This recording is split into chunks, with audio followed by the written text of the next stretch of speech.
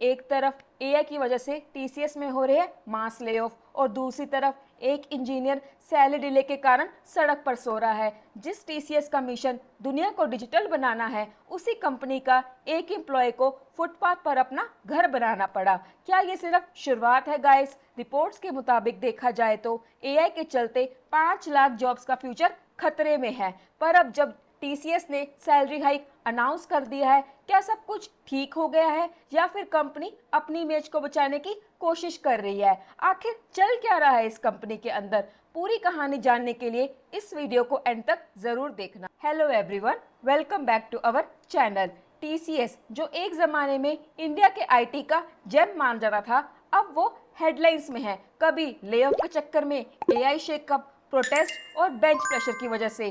TCS ने confirm किया है कि वो 12,000 एम्प्लॉयज़ को निकाल देगा, majorly from project management, testing और सपोर्ट रोल से। एक्सपर्ट्स बोल रहे हैं ये सिर्फ एक ही कंपनी का इशू नहीं है, ये तो $283 बिलियन आउटसोर्सिंग इंडस्ट्री का पूरे मॉडल का शेकअप है। और सबसे बड़ा विलन है गाइस एआई, जिसका इम्पैक्ट आईटी के कोने कोने में दिखाई दे रहा है। तो टीसीएस क्या सिर्फ एक शुरुआत है या आगे और भी कुछ बड़ा होने वाला है? चलिए जानते हैं। एआई लेड सिस्टम के आते ही गाइस पूरी आईटी जॉब्स पर तो जैसे मार ही पड़ रही है। एनालिस्ट कह रहे हैं कि अगले कुछ ही सालों में लगभग 5 लाख जॉब्स एलिमिनेट हो सकती है। टीसीएस ने भी क्लियरली कह दिया है, रीस्किल करो, एआई के साथ अडेप्ट करो, वरना एग्जिट डोर ओपन है। और ये कहानी सिर्फ टीसीएस की नहीं है गाइस, पूरा आउटसोर्सिंग सेक्टर अब इसी डायरेक्शन में चल रहा है। जॉब्स का फ्यूचर अब स्किल और स्पीड पर डिपेंड करेगा।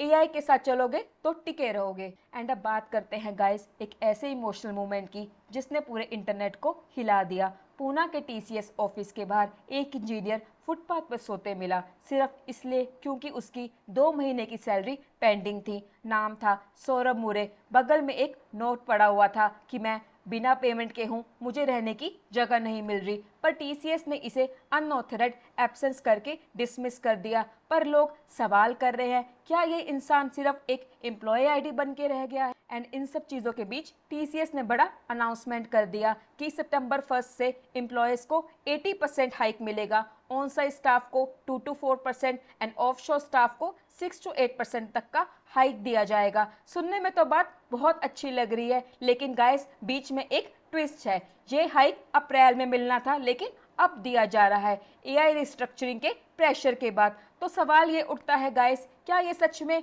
रिवॉर्ड है या एक डैमेज कंट्रोल मूव? लेकिन कहानी यहीं खत्म नहीं होती गाइस, एक और एंगल भी है। टीसीएस ने अपना लेटर हायर का ऑनबोर्डिंग डिले कर दिया है। न्यू हायर्स भी अब अनसर्टेनिटी में जी रहे हैं और काफ़ी लोग अपने डिसीजन को दोबारा सोच रहे हैं। ऊपर से ये एक स्ट्रिक्ट बेंच पॉलिसी, 35 दिनों का टाइम पूरे साल में। अगर आप बिलेबल नहीं हो गाइस तो तैयार हो जाओ, या तो डिमोशन या फिर एग्जिट। तो क्या टीसीएस सिर्फ एक परफॉर्मेंस मशीन बन गया है? तो एक तरफ गाइस सैलरी हाइक की बातें, दूसरी तरफ मास ले ऑफ। एक तरफ एआई रिवॉल्यूशन की बातें, दूसरी तरफ वायरल प्रोटेस्ट और सड़क पर सोया हुआ इंजीनियर। एंड इन सब के बीच एक साइलेंट वॉर चल रही है, corporate policy versus human values. तो क्वेश्चन ये है गाइस, टीसीएस का ये एआई ड्रिवन मॉडल क्या सच में सस्टेनेबल है या सिर्फ एक शाइनी कवर है जिसमें अंदर की बातें छुपाई जा रही हैं? तो आपका क्या कहना है गाइस इन सब के बारे में? क्या टीसीएस सच में प्रोग्रेस की तरफ बढ़ रहा है या अपने लोगों को